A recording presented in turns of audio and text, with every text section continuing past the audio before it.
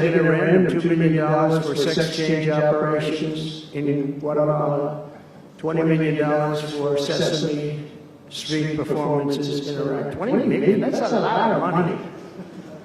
You know, I know what it costs to do those things. You get a cast over for $50,000, give them a couple of bucks tip, that's it, not 20 million. 20 million, that's Gone with the Wind on steroids.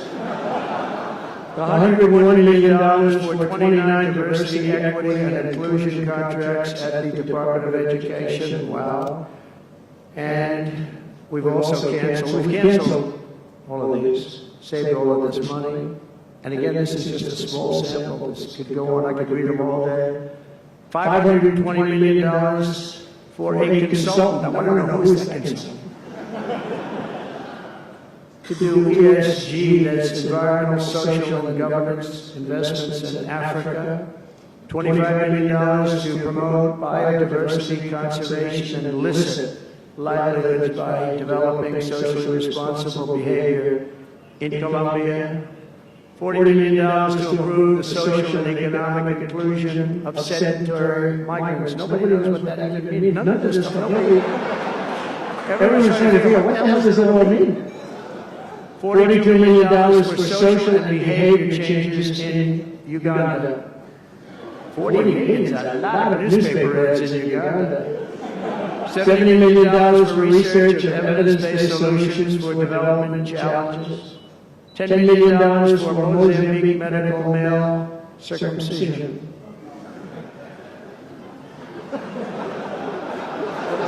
What does that mean?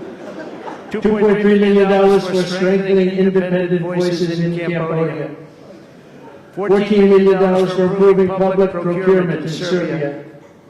$486 million to the Consortium for Elections and Political Process Strengthening, including $22 million for inclusion, inclusive, participatory political process in Moldova. And $21 million for voter turnout in India. What do we need to spend $21 million for voter turnout in India? Wow, $21 million. I guess they were trying to get somebody else elected. Well, we ought to tell the Indian government, because when we hear that Russia spent about $2 in our country, it was a big deal. Right? They took some internet ads for $2,000. This is a total breakthrough. $21 million for India elections. $29 million to strengthen the political landscape in Bangladesh. $20 million for fiscal federalism and $19 million in addition to the $21 million for biodiversity conversion in Nepal. $1.5 million for voter confidence in Liberia. We need voter confidence too when you read this list. $14 million for social cohesion in Mali. $2.5 million for inclusive democracies in South Africa. $47 million for improving learning outcomes in Asia. Asia's doing very well. We don't need to give them money. And then another program, $50 million plus another $50 million for condoms for Hamas. You know? $100 million for condoms. Condoms. Does everybody know what a condom is? For Hamas. $100 million. And these are just some. I could read this list all day long. Thank you very much. What a great group. This is, you have to see outside, it's going wild outside with a lot of love for all of us, I guess. But thank you, Richard, for the introduction, and thank you to all for such a warm welcome. It's great to be back in beautiful Miami, where I've actually built a lot of great buildings with the Desert family and some others. We've had tremendous success in Miami. We have Trump Towers and Sunny Isles Beach. It's 4 beautiful buildings right on the ocean. The Trump Grande, put the little E in the end for a little, class it up a little bit. Trump Grande and the 700-acre Doral. It's a tremendous country club. It's actually the most successful country club in the U.S. where I was just given approval to build 1,500 units, and I couldn't care less about building units. When you're president, who the hell wants to build units? I've been building units all my life. I don't want to build units, but they gave us permission to do it. But today is a tremendous honor. Become the first American president to address the Future Investment Initiative Institute. That's the first one. That's very always And I want to thank Mayor of Miami, Francis Suarez, for being here. Thank you very much, Francis, for everything. Hi, Francis. And thank you for the endorsement when I ran. That was very appreciated. Along with the Mayor of Miami Beach, Stephen Miner. Stephen, thank you very much. Thank you. Thank you, Stephen. Thank you very much. And numerous American business leaders, some of the biggest business leaders actually anywhere in the world, and many distinguished guests from the Middle East, and in particular the Kingdom of Saudi Arabia, a special place with special leaders.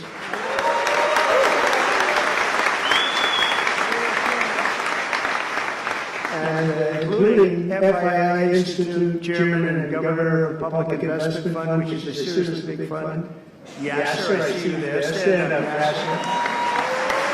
Everyone knows Yasser. Thank you. Great guy. Great person. And Finance Minister Mohammed, thank you very much. Thank you very much. Good to see you again. That's a pretty good Finance Minister of that part of the world. That's not bad. Other parts of the world not so good, but that one is good. And many other senior government leaders. I also want to recognize the Kingdom's ambassador to the United States, Her Royal Highness Princess Rima. Very popular. Wow, that's very nice. Sitting next to Elon. Wow, you couldn't do better than that, huh? As well as my own special envoy to the Middle East, who's really done a fantastic job, Steve Witkoff. Thank you. He's been busy. And Michael Waltz is here. Where's Michael? Michael's been so busy. They've been going back and forth and back. And a woman who's just voted the most powerful woman anywhere in the world. I'm going to go with Princess Rima, but she was voted the most powerful woman anywhere in the world, Susie Wiles. Thank you. Most powerful woman, that's pretty good. We have to talk to you about that, Susie. It's pretty good. And also, we all know Jared Kushner, a very special guy. Thank you, Jared. Thank you, Jared. And Elon Musk. He's been making it in the news lately, hasn't he? Very positive. Stand up, Elon. He's a great guy.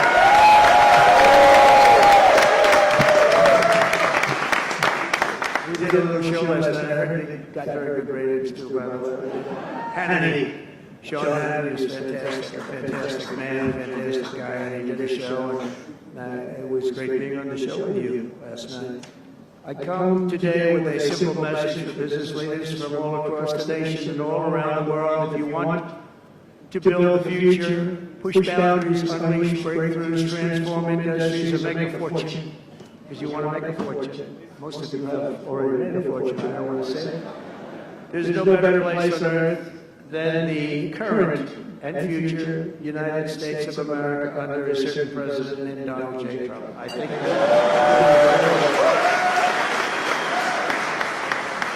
and they're saying that November 5th, Election Day, 2024 will go down as one of the most important days in the history of our country. They said in 129 years, the most consequential election. I don't know if they're right about that or not, but it sounds good. I wanted to see if I could get a couple of more years stacked on, but I figured the fight wasn't really worth it. 129 is a lot.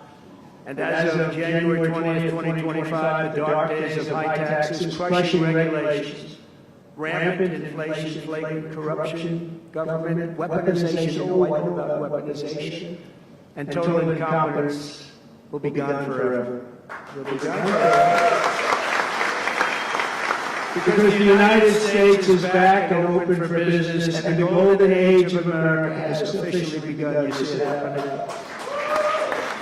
Since my election, America's economic engines have come roaring back to life in just a very short period of time. Think of it, from November 5th, the progress that's been made has been Amazing. The NASDAQ is up nearly 10% in just a few months, and that's a lot.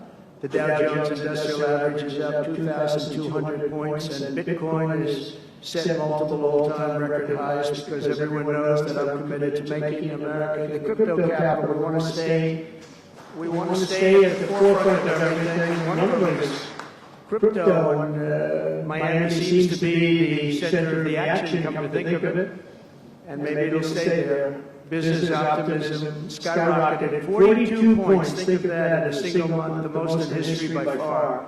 That's the biggest increase in history by not even close. The ISM index of manufacturing activity surged into positive territory for the first time in many years. Amazing. And it was just announced, this is an interesting one, I didn't realize it was that bad for so long, but it was just announced by one of the nation's most historically accurate and respected pollsters, Rasmussen, that the number of Americans who believe our country is on the right track now exceeds those who think it's heading in the wrong direction for the first time in 20 years. Can you believe that? 20 years. And this is really a seismic 27-point swing from just before the election. Nobody's ever seen anything like that one, yes, I want to tell you. That's a big one.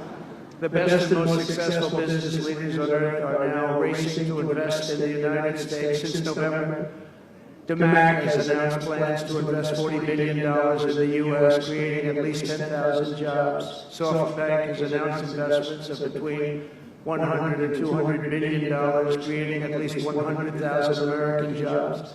Oracle and OpenAI and SoftBank are now collectively committing $500 billion to keep the United States on the cutting edge of artificial intelligence, and so many more. I mean, so many companies that want to come to the White House and have a little news conference all the time. I said, why don't you just announce it? But they want to come, and I'll do that. I don't want to do that. I say anytime they want to go 10 billion or more, I'm there. 10 billion or more. But on his recent visit to the White House, the Prime Minister of Japan announced he anticipates Japanese investment in the United States of well over $1 trillion, and we're working on an Alaska pipeline already, which is the closest point to Asia. And as you know, the ANWR, which we've started, Ronald Reagan couldn't get it approved, nobody could get it approved for so many years, couldn't get it approved, I got it approved, actually I got it approved twice, I got it approved and Biden ended it. That was a shocker, but we just got it approved again, and we're going to be, it's probably the largest deposit maybe anywhere in the world, just by itself. It's, they say, of similar size to Saudi Arabia, so we hope that's correct, but all of this is only happening because of the world-changing results of the 2024 election. We won the House, we won the Senate, the White House, and the Electoral College, and the popular vote. In a landslide, we also won all 7 swing states, and all 50 states shifted in the Republican direction for the first time ever. So every state, every single state of the 50 states shifted Republican. It's never happened before. Either way, it's never happened. And 85% of counties voted for Trump. Think of that. So you have 2,600 counties versus 525. 2,600. Think of that. That's why when you look at the election map after it was all done, the certified map, the whole thing was red. 2,600 versus 500. It's a big deal. Nobody's seen anything like it, actually. So as a result of this very historic victory, investors from all over the planet once again have confidence in America's future and respect for America's leaders. And it's about time we get a little respect. The last administration was the worst and most incompetent in the history of our country, but we are moving quickly to fix every single disaster Joe Biden created and make America stronger and more prosperous than ever before.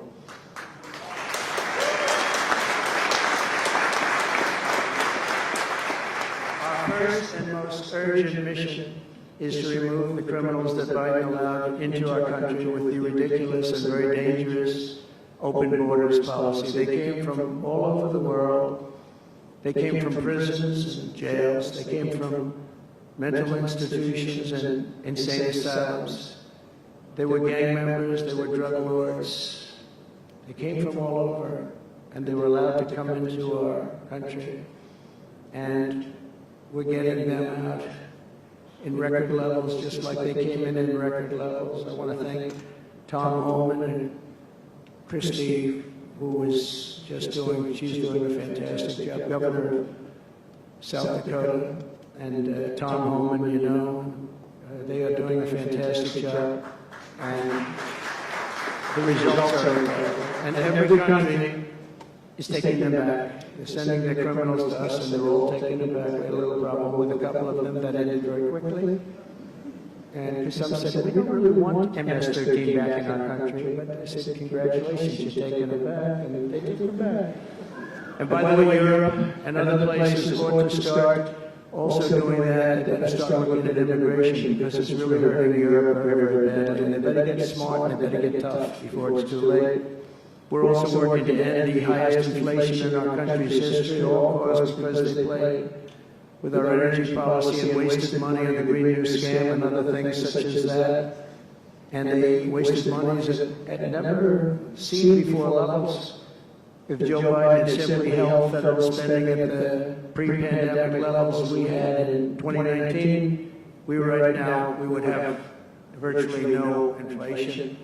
We're trying to balance the budget immediately, and because of the tariff income, which is really, it's already turned out to be amazing, actually.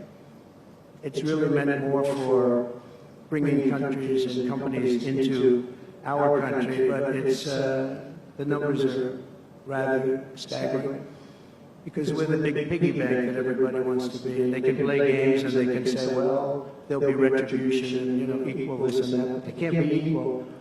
But we want to keep it so that we're the big piggy bank. And if we had years like we did the last 4 years, that wouldn't have lasted too long. We're not promising it, but, you know, all of these things could happen. We hope to balance our budget. So I don't want to promise it, because if I do and we come about $10 short, the fake news media back there would say, we have breaking news. He did not make it. He did not make it. But we'll get it done very soon. It might not be this year, but it could be this year. Actually, we have a chance of getting it even this year, which people would be shocked at, because they were talking about 10 years, 15 years, 20 years. When I took office last month, we inherited the consequences of inflation. That was more than 4 times what it was when I left 4 years ago. Think of that. I left, it was at 1.4%. And the annual government spending over $1.5 trillion more than projected in 2020 alone. $1.5 trillion. But under the Trump administration, all of that is changing faster and more dramatically than anyone ever thought possible. They didn't think it was possible to do what we've done in just a very short period of time. We've accomplished more in 4 weeks than most administrations accomplished in 4 years. On my first day in office, I imposed an immediate federal hiring freeze, a federal regulation freeze, and a foreign aid freeze. I signed an order creating the Department of Government Efficiency and put a man named Elon Musk in charge. Thank you, Elon, for doing that.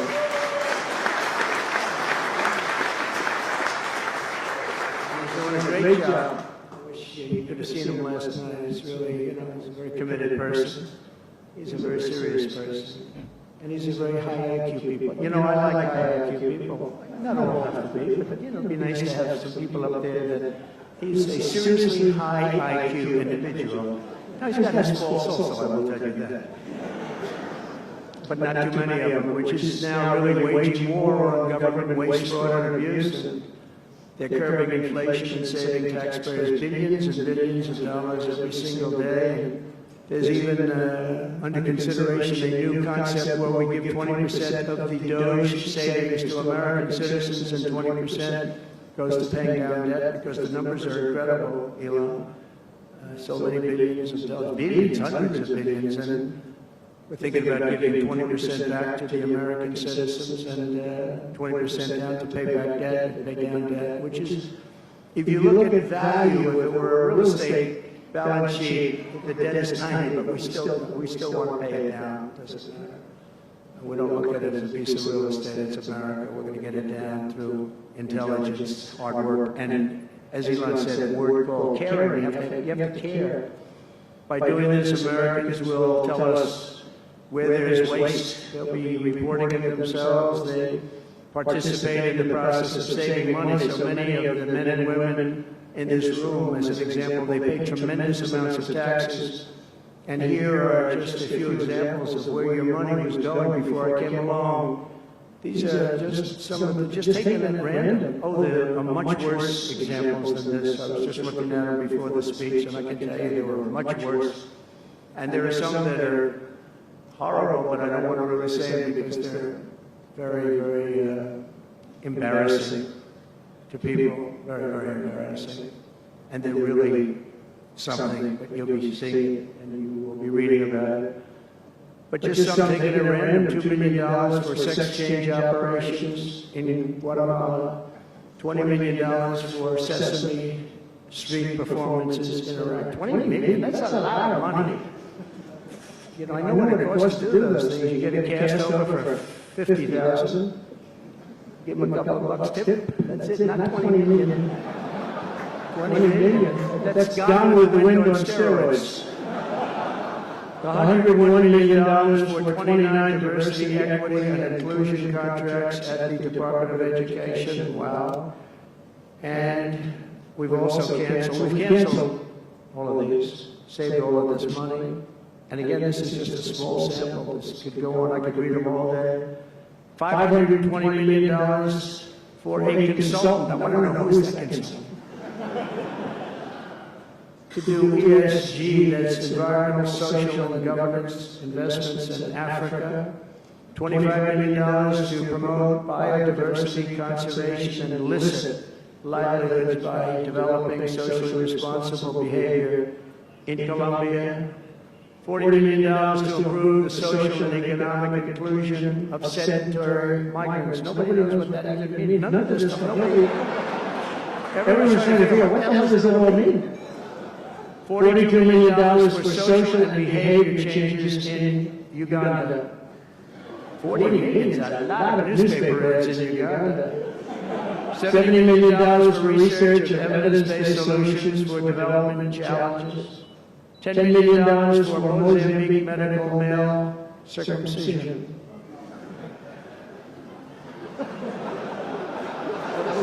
What does that mean? $2.3 million for strengthening independent voices in Cambodia. $14 million for improving public procurement in Serbia. $486 million to the Consortium for Elections and Political Process Strengthening, including $22 million for inclusion and inclusive participatory political process in Moldova. And $21 million for voter turnout in India. What do we need to spend $21 million for voter turnout in India? Wow, $21 million. I guess they were trying to get somebody else elected. Why we ought to tell the Indian government, because when we hear that Russia spent about $2 in our country, it was a big deal, right? They took some internet ads for $2,000. This is a total breakthrough. $21 million for India elections. $29 million to strengthen the political landscape in Bangladesh. $20 million for fiscal federalism and $19 million in addition to the $21 million for biodiversity conversion in Nepal. $1.5 million for voter confidence in Liberia. We need voter confidence too when you read this list. $14 million for social cohesion in Mali. $2.5 million for inclusive democracies in South Africa. $47 million for improving learning outcomes in Asia. Asia's doing very well. We don't need to give them money. And then another program, $50 million plus another $50 million for condoms for Hamas. You know? $100 million for condoms. Condoms. Does everybody know what a condom is? For Hamas. $100 million. And these are just some. I could read this list all day long. I just don't want to bore you. But these are just some, and not nearly as bad as others. And some are just, I just don't want to say it because it's too insinuatory. We're also finding tremendous abuse, waste, and fraud in Social Security. Social Security is what's happening there is going to be one of the great potential scandals in history. On the program, there are over 4.7 million Social Security numbers for people from 100 years old to 109. Think of that. Now, over 100, there are a lot of people that make it. Hopefully, most of the people in this room will make it. But historically, you don't have thousands and thousands of people. But listen to this: 3.6 million people are on Social Security rolls from the age of 110 years old to 119. Do you think there are really that many? Those people are seriously old. But it gets worse. 3.47 million. 3.47 million people are on Social Security from the age of 120 years old to 129 years old. 3.9 million people are on the age of Social Security from 130 years old to 139 years old. Now, the all-time record, I heard, is a woman who was 127 years old. That's the record. A woman from a certain country where they have actually people that live pretty long, actually, and she was 127 years old. That's pretty old, but we're topping her by millions. 3.5 million people from the age 140 to 149 years old. 1.3 million people are on Social Security from the age 150 to 159. And over 130,000 people are on Social Security over the age of 160 years old, okay? Including 1,039 people, think of it, over 1,000 people between the ages of 220 to 229.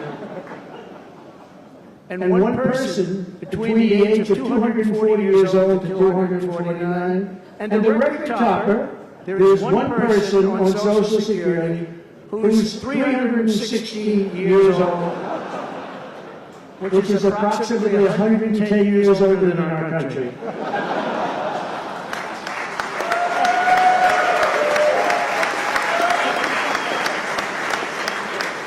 So what we're trying to find out, and what we will find out, is are people being paid from all of these, you know, somebody pocketing 10,000 here, 10,000 there, what's going on? So we'll find that out pretty easily because we have a lot of computer geniuses. I said to Elon, who are these people that are doing this, the Doge people? I said, who are they? Where do they come from? He said, well, number one, they love our country. Number two, they're really genius at computers.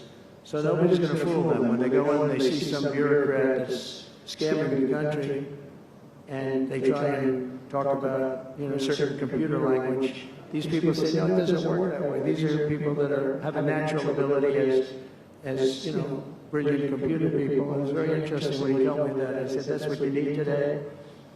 But all of these scams have now been terminated. In addition, over the past month, we have effectively eliminated the U.S. Agency for International Development, which was funding much of this lunacy. We virtually shut down the out-of-control CFPB, escorting radical left bureaucrats out of the building and locking the doors behind them. What they were doing was so terrible. Where they were spending the money was so terrible. What we haven't looked at yet, but will be, is does the money come back to them? Because nobody can be stupid like that. And they're not stupid, they're smart, actually. You know, why are they doing that? Does money come back to them? So we'll figure that out pretty easily, I think, and quickly. But I've ended all of the so-called diversity, equity, and inclusion programs across the entire federal government and private sector. I notified every single government DEI officer that their jobs have been deleted. They're all deleted. And it's interesting, even these companies that have tremendous amounts of money. A number of them just announced, Walmart, you can believe it, they just announced that they're stopping. And you know, these companies are running off like $220 million. How can you spend that much money no matter what you do? If you're teaching something, you're going to have an instructor, you're going to talk, you're going to give them a book. Please read the book. You know, then you find they spent $225 million. What's going on? And we were going in the wrong way. You know, military was really, although I tell you, you know, we defeated ISIS with our military in 3 weeks. General Raisin King, he's a real general, not a television general. And 3 weeks ISIS, and I asked him, and I saw some of his people that were so great, the soldiers. We have the greatest military in the world, but we don't have the greatest top leadership. That's why Afghanistan was such a horrible situation, so embarrassing, and so many other things. But when we want to, with proper leadership, there's nobody even close to us. We have the best equipment in the world. We make the best equipment in the world. But we have the best military. You know, we never fight to win. We fight to just keep it going forever. And when we fight to win, there's nobody that can even come close to us. But I was talking to General Dan Kane, we call him Raisin Kane, and I was told it would take about 4 years to defeat ISIS, and he did it in 3 weeks. I said to him, what do you think, General? How long will it take, sir? I think we should do it in less than 4 weeks.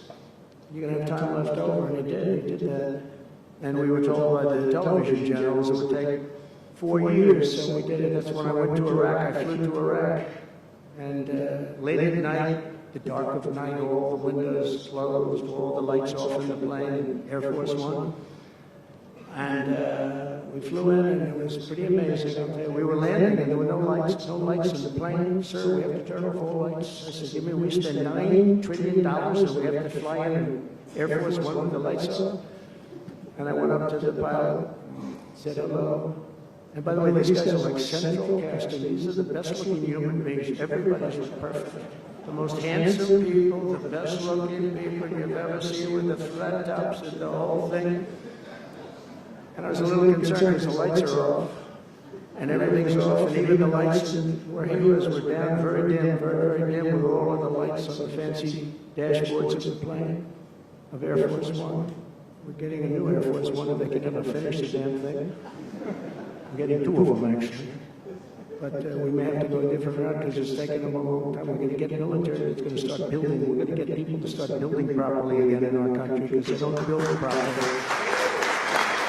This is long. But we're up there, and I'm looking at these people, and again, I say, they look like Tom Cruise, but better. Stronger, tougher. And I like Tom Cruise, but he's better. And they said, are we okay, Captain? Yes, sir, we're fine. But I'm looking at it, I don't see any lights, and we're landing. And I'm used to that. I like to sit with the pilots a lot and respect the pilots greatly. And we're up there, and we have the computer. I call it the computer voice, where it goes 1,900, 800. It's feet. Your feet above ground, so that means you're very low. And I'm looking down, and my eyes are pretty good. I don't see any lights. And the computer goes out. Sounds like an intelligent individual. It goes 1,000. We're 1,000 feet up. It's a 10-story building. There's a big plane. And then it goes 900, 800, 700. I said, Captain, we don't see any lights. Is everything? Yes, sir. Everything's fine, sir. We'll be landing in 3 minutes. And then it goes like 600, 500. Captain, we okay?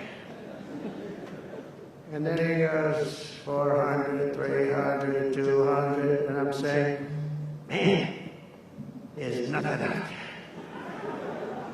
And then he goes, boom, perfect landing right on this thing. There are no lights on the runway. There's no, I don't know how the hell they do it, but I'm sure as hell glad we had somebody that knows how to fly. But they didn't want to have any lights because they didn't want the enemy after spending years and trillions of dollars. We had to land with Air Force One with no lights on the runway. But they were incredible people. And then I got out of the plane, actually asked my people, and I said, excuse me, I was very brave sitting in that cockpit. Am I allowed to give myself the Congressional Medal of Honor? And they said, I don't think so, sir. I said, well, I thought I was extremely brave. But now here's the problem with saying a story like that when you're a kid. The press will say, President Donald Trump wanted to give himself the Congressional Medal of Honor. Headlines all over the fake news. We go with the fake news, but we're all wise. But it was something, and then I went down, and it was the same thing. I'm standing on the top, and I look down, and there's these handsome people. Everybody's like from a movie set. Good-looking guys. I get down the stairs. What's your name? My name is Kane, sir.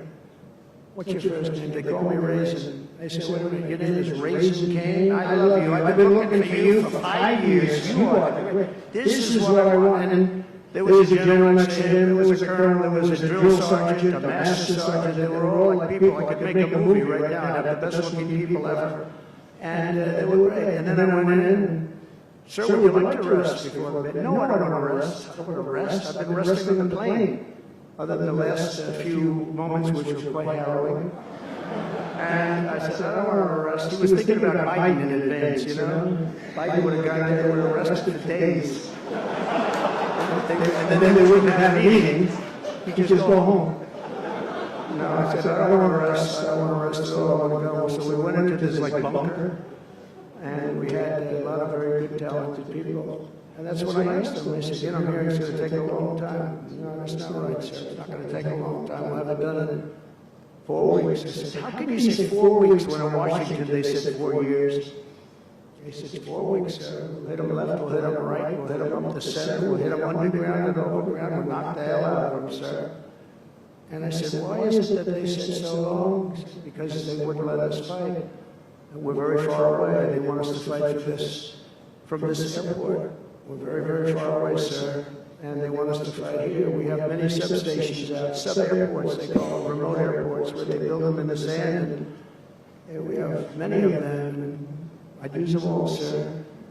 And I would hit them so hard from so many different directions. I said, well, what do you think? He said, you just let me know. I called him back, and I said, go ahead and do it. Are you sure you can do this, General? I said, yes, sir. And he did it actually in 3 weeks. It was over 100% of people that are really hurting the Middle East, hurting the world. And it was done. And we have the greatest military in the world, but you have to use the right people. But there's nothing like what they were able to do in that case and in other cases wherever I gave them something.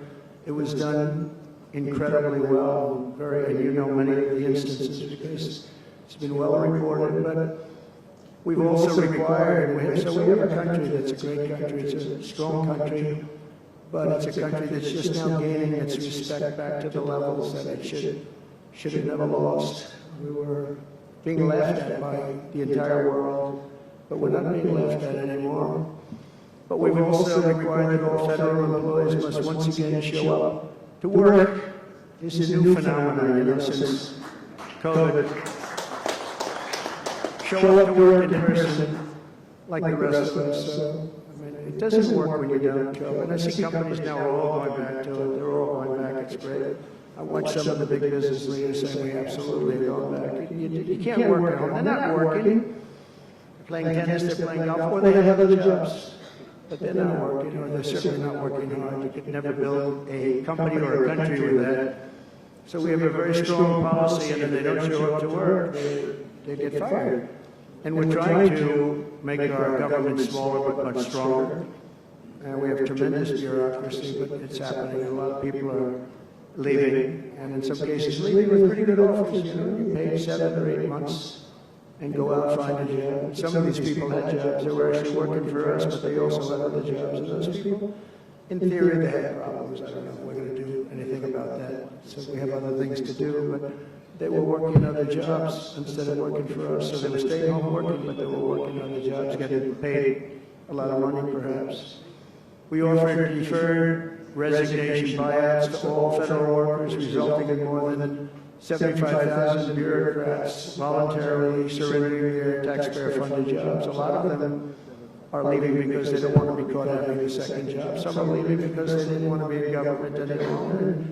And some are leaving because they didn't want to show up to work. They wanted to work outside of an office. And that's never going to work for anybody, including companies. Companies ought to get smart. You watch these companies where they do that, they start going bad. Nobody knows what's wrong with this company. We'll try to get the people back into the office where they can be cohesive and together.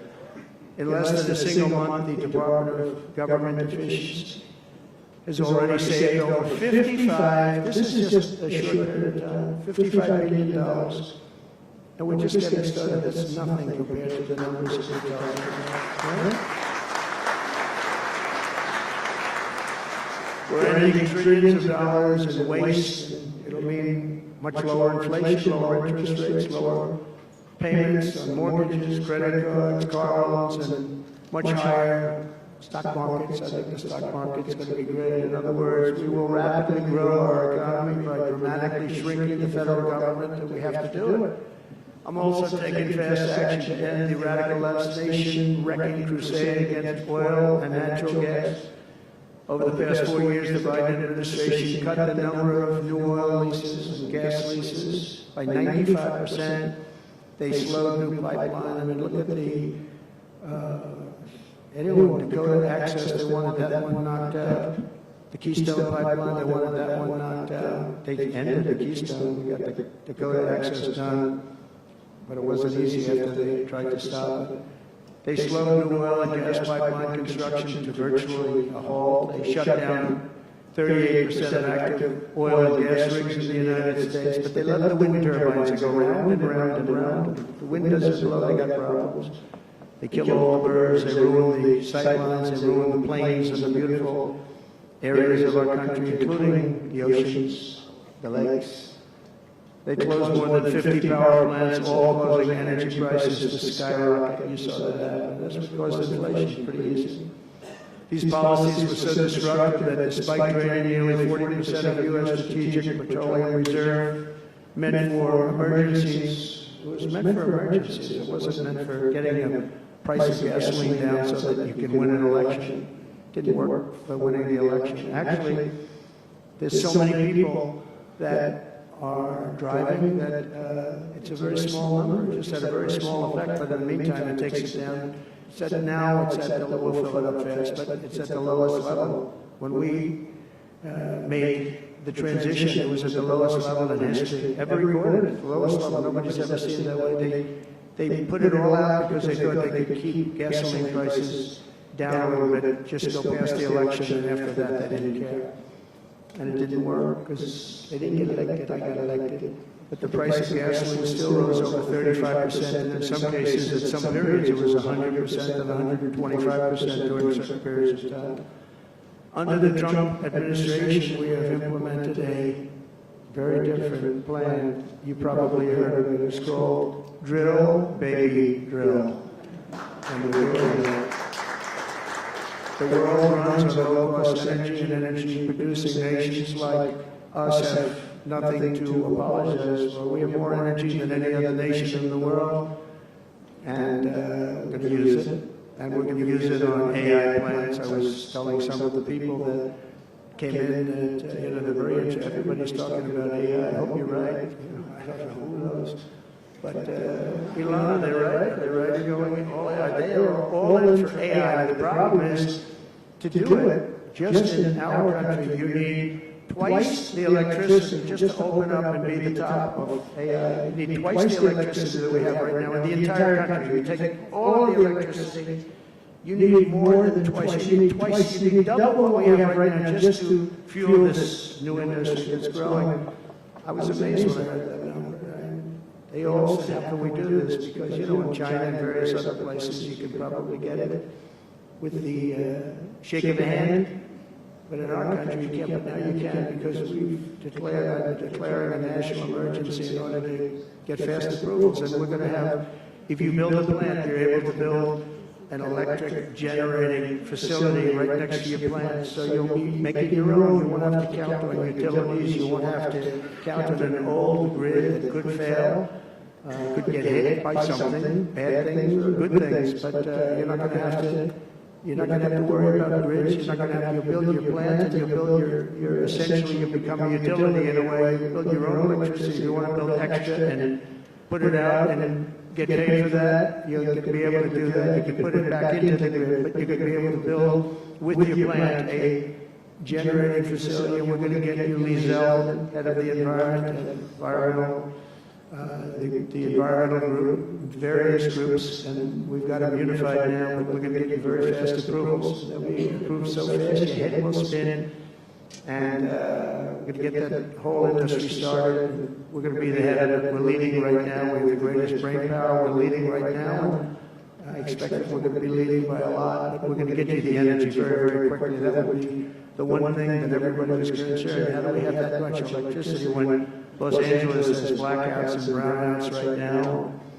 There's a lack of electricity, but we're going to get it at levels never seen before. I ended the ridiculous Green New scam, halting tens of billions of dollars of wasteful deficit spending, and I withdrew the United States from the unfair one-sided Paris Climate Accord, and I ended Joe Biden's insane electric vehicle mandate, because it was just insane.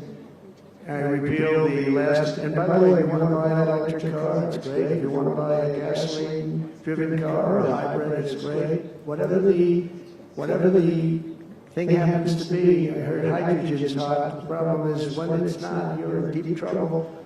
Because when that sucker blows up, they don't find the body.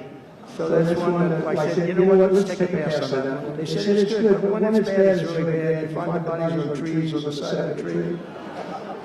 I said, I think we'll pass on that one. Right? We're not going to want that one. But you never know, maybe someday it'll be good, but it doesn't sound like it's off to a good start. I repealed the last administration's very destructive natural gas export ban. And last week we approved our first new liquefied natural gas export license, and we have literally hundreds of people that want to export. I recently met with the Japanese Prime Minister, Shiba, to discuss large increases in American oil and gas exports. They wanted so badly. They said we went to the Biden administration, they wouldn't sell it. They wouldn't sell it. Nobody knows what Biden didn't know why. They asked him, I don't know. You want to, they did? Oh, I didn't know that. But we're going to sell it, and the new project in Alaska is going to feed all of Asia.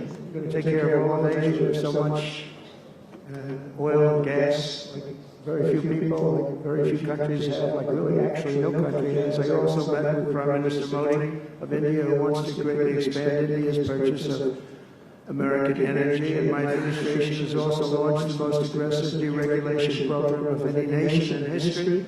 Under my executive order, for every one new regulation added, 10 old regulations have to be eliminated. And you know, our first term, which was actually an incredible success, we had the greatest economy in history until COVID, and even after that, we did great. The stock market was higher. If you think of it, it was higher after the fact.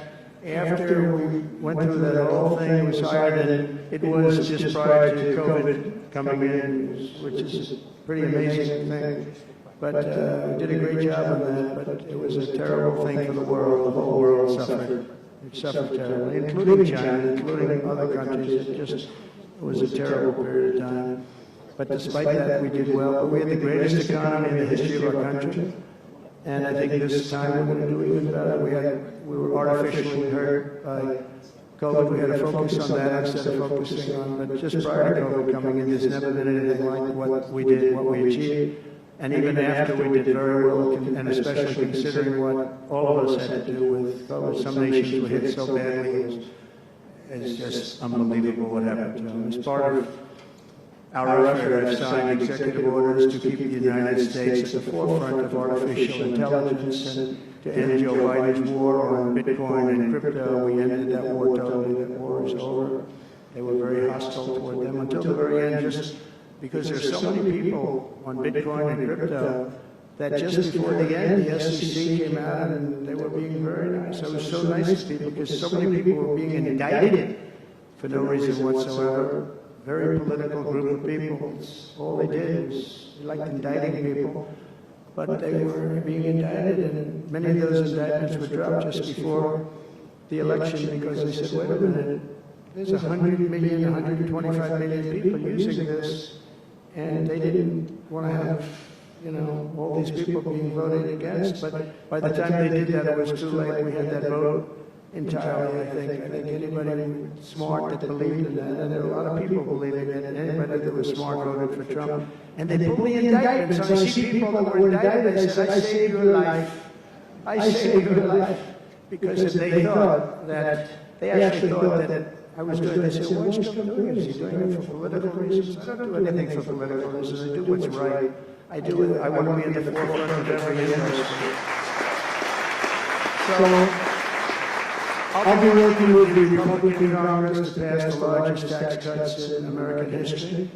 And that includes, obviously, we have to extend the Trump tax cuts, which were, until now, the largest. We're going to dramatically cut taxes for families and for workers and for companies, including no tax on tips and hopefully no tax on Social Security and no tax on overtime. And that overtime one is a sleeper because I think a lot of people are going to be spurred on to do a lot of extra work when they hear that. A lot of companies really like it, a lot of people really like it. The new Trump tax cuts will also include 100% expensing for new factory construction in the United States and anything else that you're going to buy with capital. If you buy something that is going to be good for our country, we're going to let you expense it, 1 year expense. And I did that the first time. And everybody said, can you go back to that? Now you still get, I guess, 40% or whatever, but, you know, pares down. But we're going to bring that right up to the top level. I think that had a lot to do with the success that I had during my first term. I will substantially cut taxes for all domestic producers of oil and gas and just about everything else that they produce. In my first term, I brought the business tax down from around 40% to 21%, which everybody said was an impossible thing to do. I cut it from 40, it actually was state, he said it was much higher than 40. I got it down to 21%, and now I'm bringing it down to a goal of 15%, but only if you make your product in America. In other words, you're going to be at 21%. But if you make your product in America, you're going to go from 21 to 15. If you don't, you're going to be 21%, which is still lower than anything. So guys like Elon are going to come and make these great cars in the United States. So a lot of people are calling, a lot of car companies are calling. They called me, three of the majors, they called and they said, we're looking all over the place, we want to be there. I'm going to be announcing tariffs on cars and semiconductors and chips and pharmaceuticals, drugs and pharmaceuticals and lumber probably and some other things over the next month or sooner.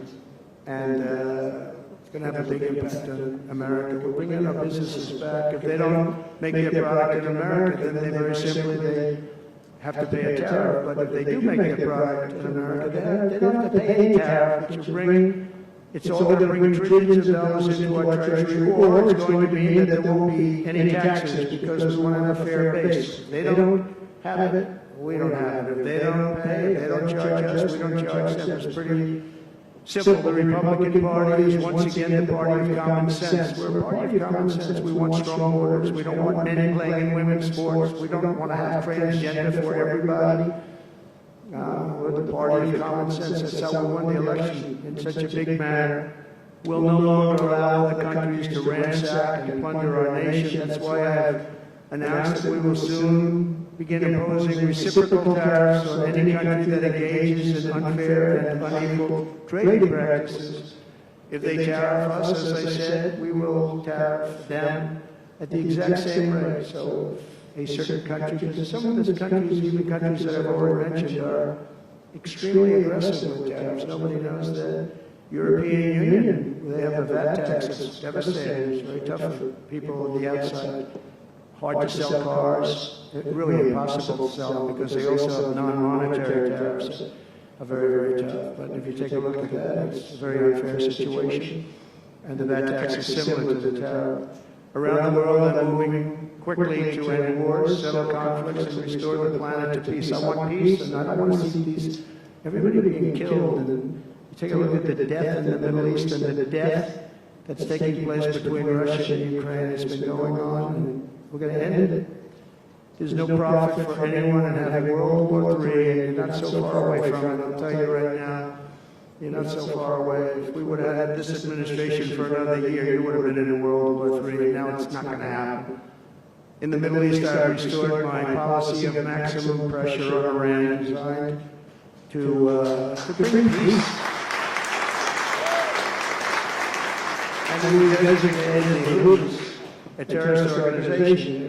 You know, destroying shipping lanes all over the place, making it very hard for people to get their product delivered, making it very difficult. We'll take care of that situation. And we've secured a ceasefire in Gaza. We're bringing in the hostages, and we're bringing them home to their families. Some of them are in pretty bad shape, I have to tell you.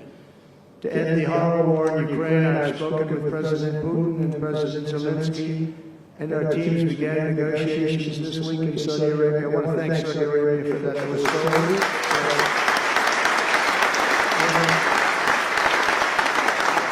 I want to thank, in particular, we have so many people, yes, Mohammed, all people, but in particular, we have to thank Crown Prince Mohammed bin Salman for hosting these historic talks.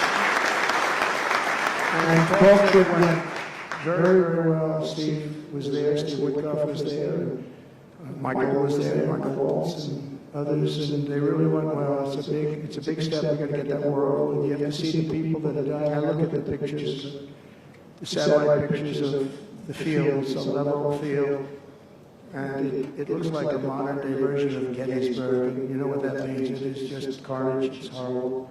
And, you know, it's not American soldiers.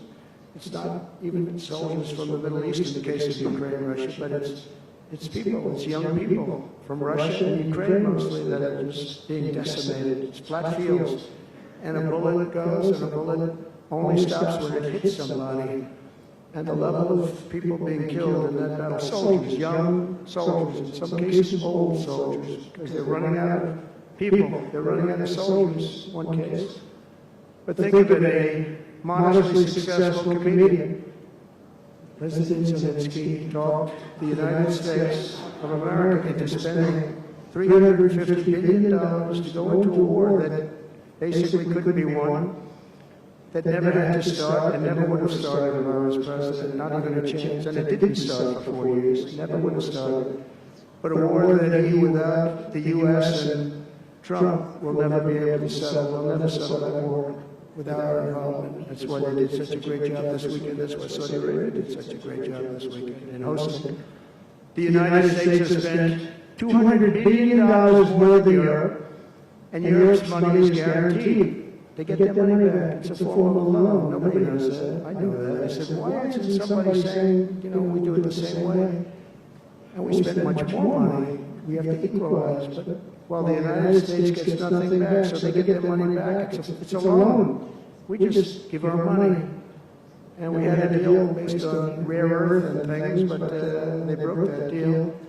But they broke it 2 years ago. We had a deal because they said, we're spending $350 billion, and Europe gets their money back in the form of a loan, and we don't. We're just giving the money hand over fist. That's the Biden administration for you. But they're no longer dealing with the same United States as they were dealing with a few months ago. Why didn't crooked Joe Biden demand equalization, and that this war is far more important to Europe than it is to us, and that is a very big, beautiful ocean of separation. This is, you know, we're helping Europe, we're trying to help Europe. On top of this, Zelensky admits that half of the money that we sent them is missing. They don't know where the money is. He said, well, we don't know where half of it is. That's great, wonderful. He refuses to have elections, it's slow, and the real Ukrainian polls, I mean, how can you be high with every city is being demolished? It's hard to be. Somebody said, oh, no, his polls are good. Give me a break. Every city is being demolished. They look like a demolition site, every single one of them. And the only thing he was really good at was playing Joe Biden like a fiddle. He played him like a fiddle. That's an expression we use, yes, sir, to say that he's pretty easy, A dictator without elections. Zelensky better move fast, or he's not going to have a country left. Got to move fast.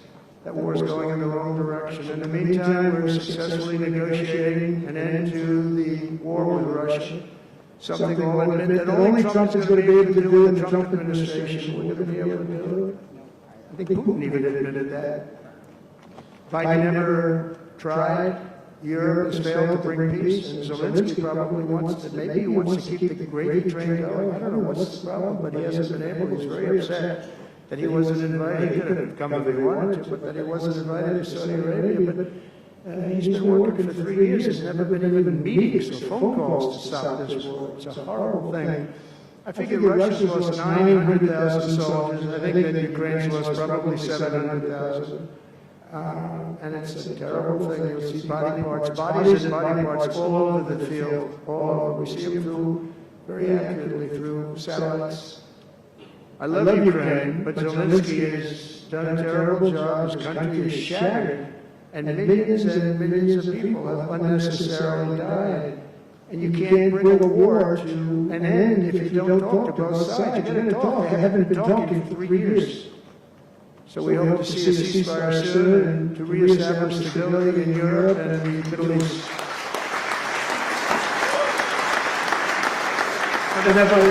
Thank you very much. As I said before, it's my hope that my greatest legacy will be as a peacemaker and a unifier. That would be a great legacy. So in conclusion, the golden age of America is upon us, and I'm inviting everyone here today and every citizen across our land to take part in the most extraordinary period of peace, prosperity, growth, innovation, wealth creation, and expansion the world has ever seen. We're on our way. I mean, everyone's talking about us. 3 weeks, we're in there for a couple of days, more than 3 weeks, and everyone's talking about it. You have to see the crowds of people outside. It's pretty amazing what's happening. We're on the verge of soaring markets, surging incomes, booming production, groundbreaking technologies, thrilling discoveries, and a quantum leap in the quality of life.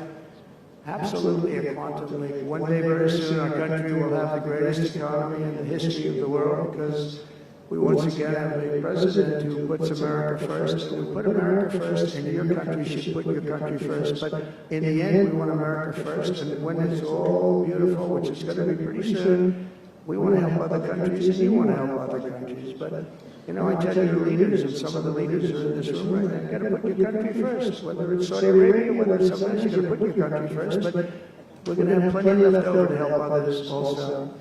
As long as you invest in America, build in America, and hire in America, that means that I'm fighting for you, and I'm fighting very hard for you. Together we're going to make the United States of America bigger, better, bolder, richer, and greater than ever before. It's going to be stronger than ever before. We're going to be a peacemaker, a peacekeeper. We're going to stop people from these stupid, never-ending wars. We're not going to partake in them ourselves, but we'll be stronger and more powerful than anybody by far. If it ever came to war, there is nobody that will be able to come close to us, but we don't think that's going to ever happen. So I want to thank you all very much. It's a great honor to be here, and I think somebody said they're going to ask questions, and I didn't say, gee, what other questions like Biden does. I say, just ask, it doesn't matter. You ask a question and I give an answer. So I think, Richard, you're going to come up and you're going to give me some questions. Thank you. Thank you. Thank you very much, Mr. President. We allow the applause for President of the United States of America. Thank you.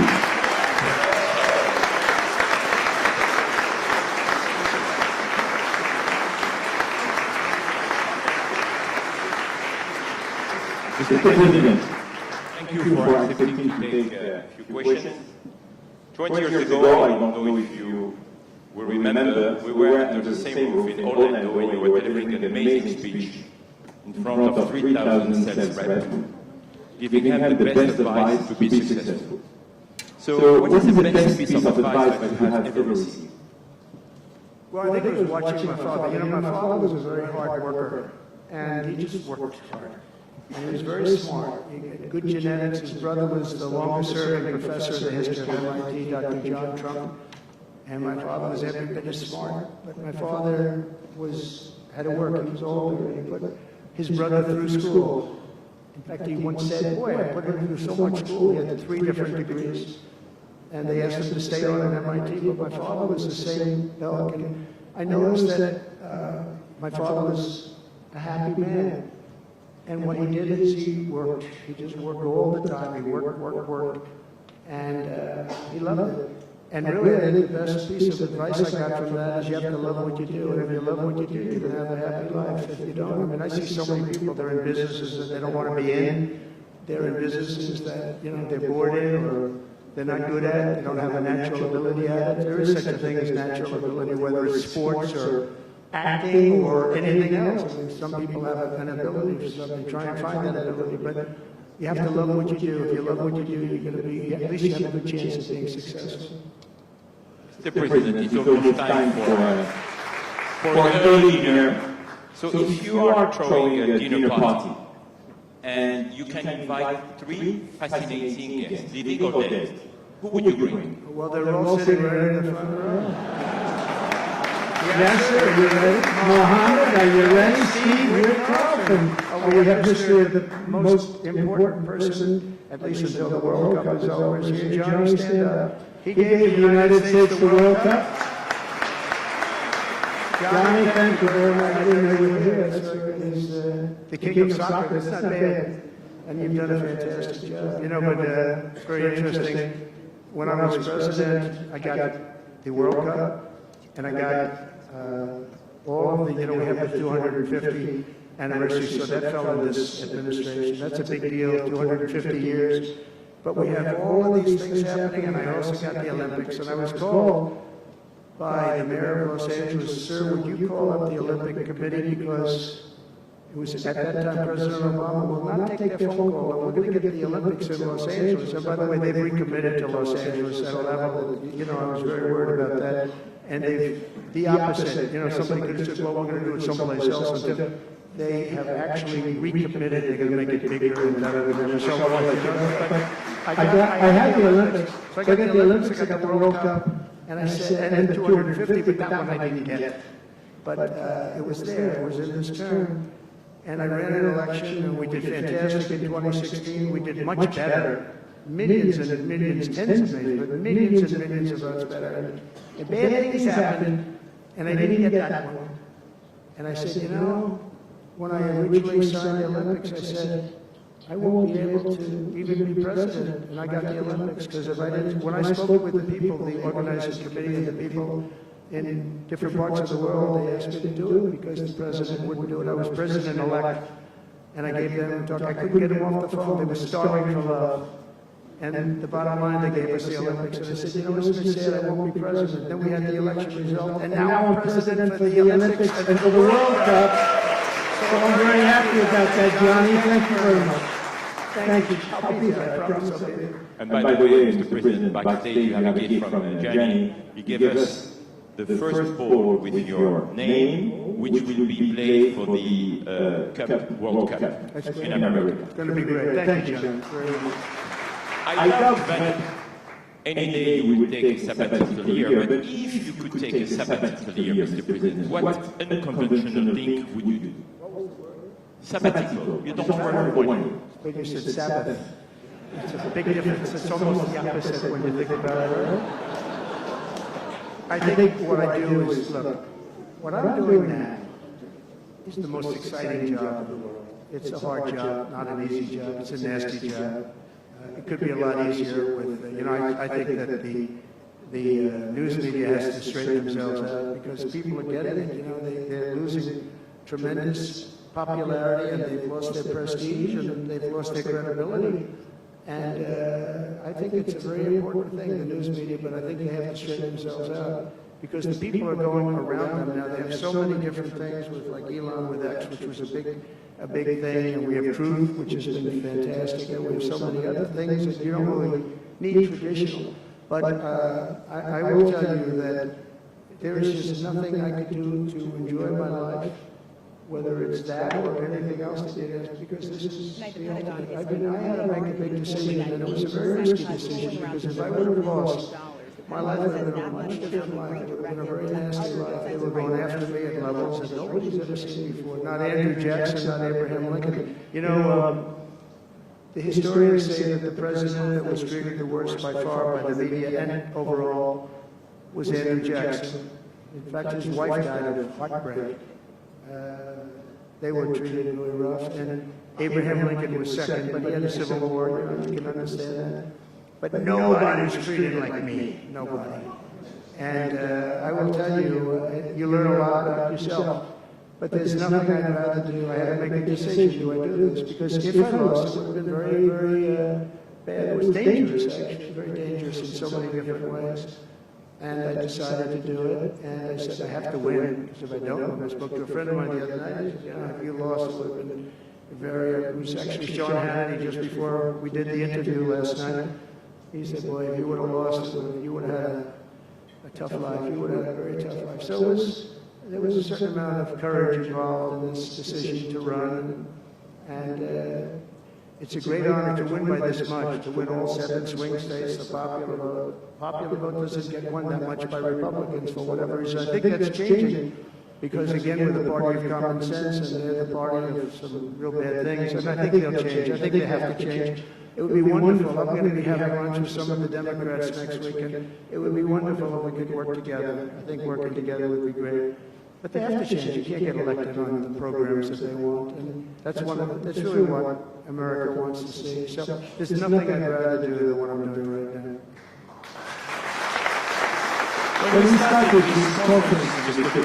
started this conference, Yasser and I, his wife had the conference told us I want that to be the place where people will come to understand where to invest in terms of geographies and sector. So, what is the best investment you have made in your personal growth, Mr. President?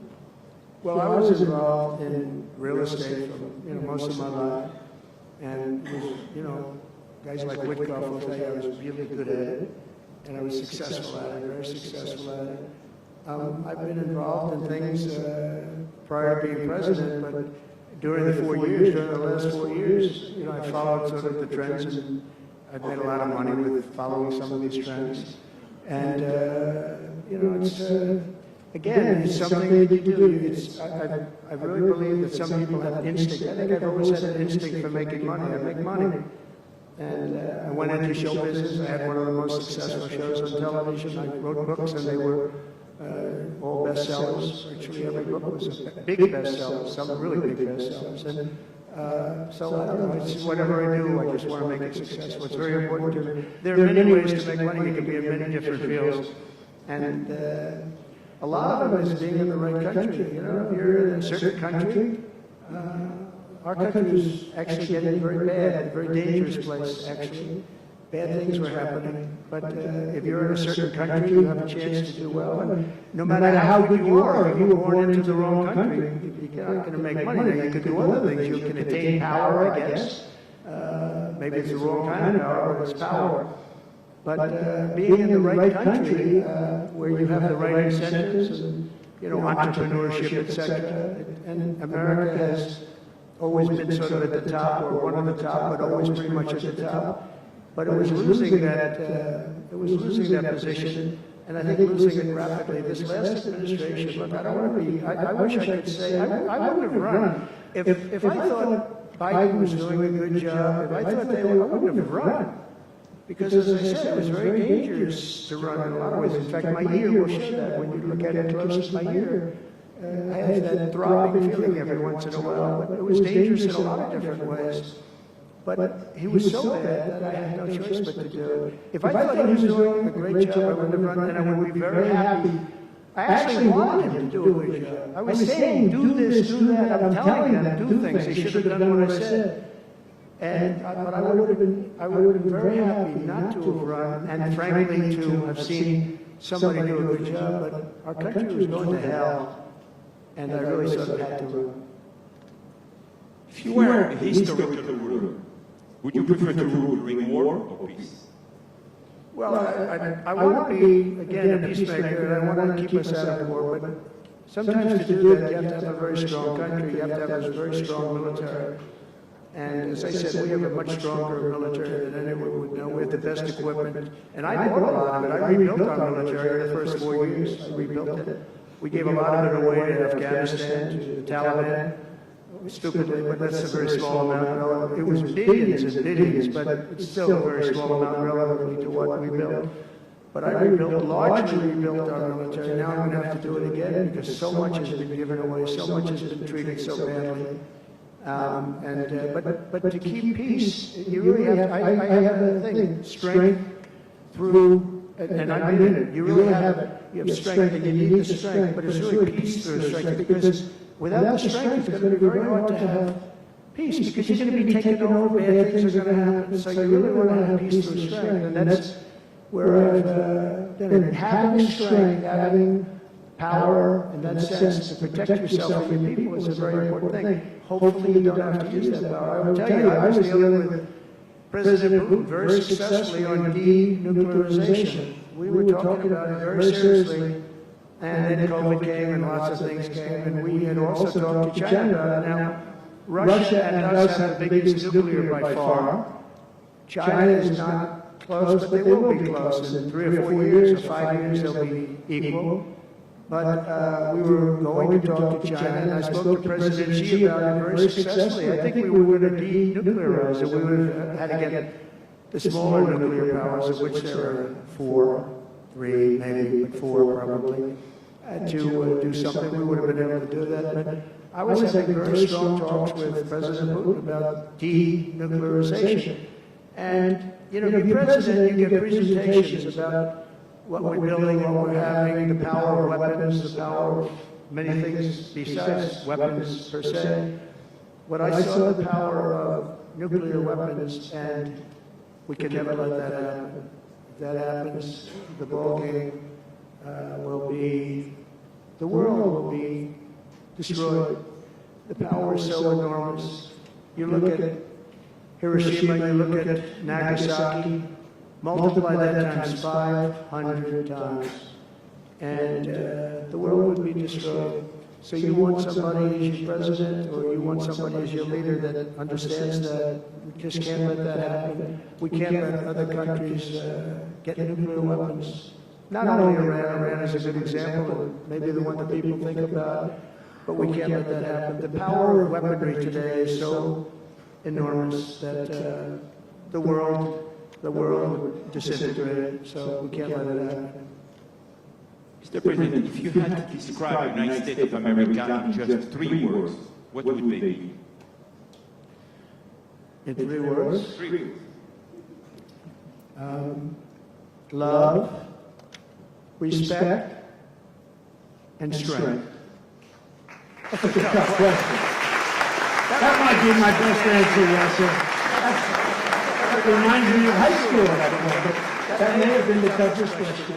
Do you think Joe Biden could have done that? I don't think so. We're almost at the end, Mr. President, but talking about the United States of America, what is one cultural habit in the U.S. business that the rest of the world could learn from? What is the best practice? Well, I think we love our families, but I think a lot of the world loves their families. I was speaking to the head of Mexico because I complain constantly about people pouring in. Now our border is the strongest border we've ever had. We've gone from the worst border ever in history to the strongest border. But I was speaking to the president of Mexico, a very wonderful woman actually, and I said, we talked about drugs, you can't let people come through your country and come into the country. You know, it was not that nice, but they understood what I was saying. And she said something that really got me. She said, I said, you're not a big drug taking nation. And she said, no, we are not a consumer. And I said, a consumer, what is, you know, an interesting word. We're not a consumer nation. We're not a consumer of drugs. I said, what an interesting, and why is that? She said, well, we have very strong family values. I said, but we do too. We do too. We have very strong. Our families are devastated by what's happening with fentanyl. And China will not be doing. We're going to make a deal with China. They were not letting that happen anymore. And I had a deal, by the way, before I left. I had a deal with President Xi where they were going to give the maximum penalty to anybody making fentanyl and sending it into the United States. And the maximum penalty is the death penalty, and it would have stopped. But when the election turned out to be a rigged election, but that's okay. When the election turned out to be It was an election that shouldn't have happened. All the things that happened. I'll give you an example. We wouldn't have had October 7th, Israel attack. We wouldn't have had Ukraine and Russia fighting. We wouldn't have had inflation. We wouldn't have had all these things that happened. But in speaking with her, she said about family values. I said, well, you're not really saying anything there because we have great families too. We have great family values. She said, plus we advertise a lot. I said, ooh, you mean you advertise about how bad drugs are? Yes, we do. We spend a lot of money on advertising. And I said, unbelievable. That was such a great conversation because we're going to spend hundreds of millions of dollars advertising how bad drugs are so the kids don't use them, that they chew up your brain, they destroy your teeth, your skin, your everything. And I thank you for that. I make so many calls and I never learn anything from anybody. I know everything and I never learn anything from anybody. And I spoke to this woman, as soon as she said it, she didn't have to say exactly what, I said exactly, what a great idea. And I think we're going to have, and I saw